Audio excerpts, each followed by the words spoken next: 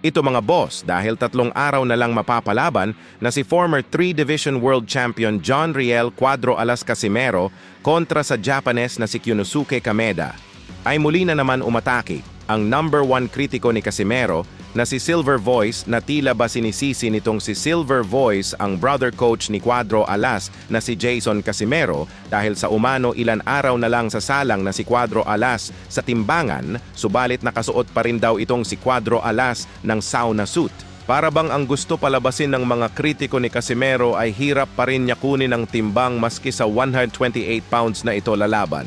Dahil dyan ay hindi na nga po nakapagtimpi pa ang Cebuano veteran boxer na si Jason Kanoy Manigos ayon sa matinding tirada ni Kanoy Manigos #SilverVoiceTay, ang anay sa mga Pinoy boxer, putik ang tindi. Non mga boss, birada pa ni Manigos palagi na lang daw nakikialam kay Casimero dahil sa wala na raw itong nakukuhang porsyento. Bukod dyan, ay sinabi pa ni Manigos na magulang daw kasi itong si Silver Voice. Pero kay Casimero naman daw ito tumatalpak dahil sure ball ang panalo. Dagdag birada pa ni Manigos mga boss ay matik.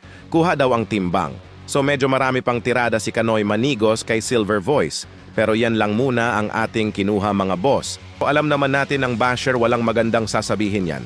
Kahit pa maganda ang nangyayari, gagawin nilang pangit dahil sa ayaw nila sa tao. Pero kung atin naman, pagmasdan ng katawan ni Casimero, bato-bato at manipis na ito, kahit pa siguro sa featherweight 126 pounds. Sa tingin ko, kaya kunin ni Casimero ang timbang hanggang sa araw ng Biyernes.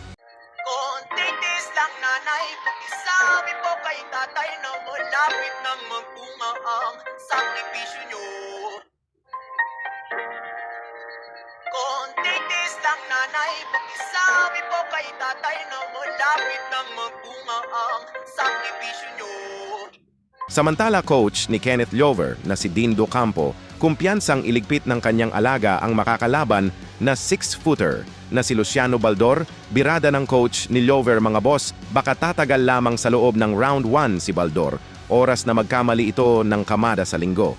Bukod po dyan ay sinabi nitong coach ni Lover na kung gusto daw ninyo na pumaldo, ay tumalpak kay John Riel Casimero, Kenneth Lover at Ken Danila, parehong knockout artist daw, kasi ang tatlong ito nalulusob sa bansang Kyrgyzstan. Dagdag birada pa nitong coach ni Lover.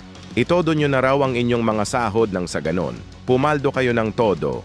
Pero paglilinaw ng coach ni Lover, hindi daw siya nagpo-promote ng sugal. Kasi daw ang mga sugarol hindi naman daw yan mapipigilan pagdating sa mga ganyang talpakan. So ganun din ako mga boss. Hindi tayo dito nagpo-promote ng kahit anong sugal. Magkaiba. Kasi ang nagko-content at nagpo-promote, siyempre may ilalatag po yan na link para makapag-register. So wala po tayo niyan dito. Sorry, bawal pala sugal ha.